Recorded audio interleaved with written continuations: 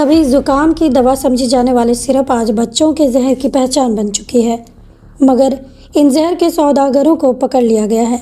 जी हां, जमशेदपुर से बड़ी और चौंकाने वाली खबर। नमस्कार, आदाब, जोहार। आप देख रहे हैं न्यूज़ 5 AM।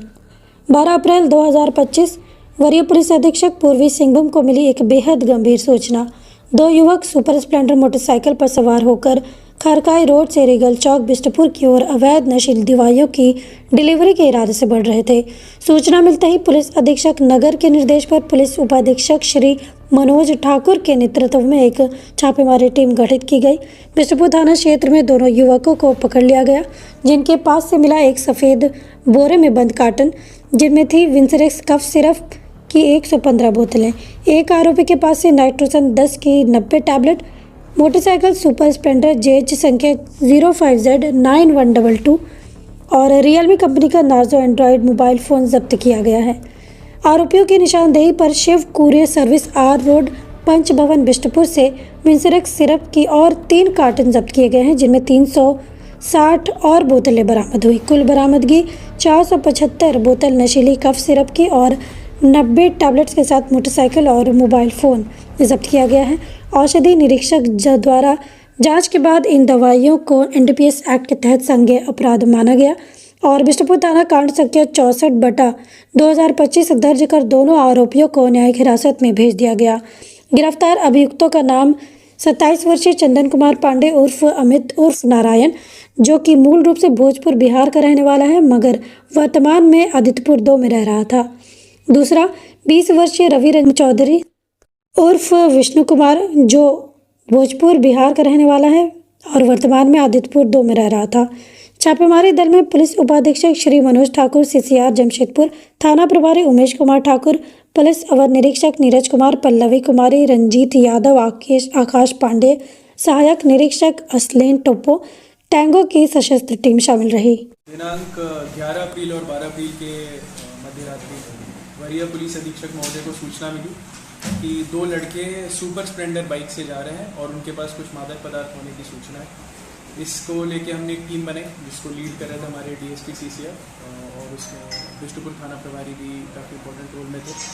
ये जो हमने रेड किया उसके बाद तो 2 लड़के इसमें हमने पकड़े, जिनका नाम है चंदन कुमार पांडे, ये भोजपुर बिहार के रहने वाले हैं, और एक रवि रंजन चौधरी, ये भी भोजपुर बिहार के रहने वाले हैं।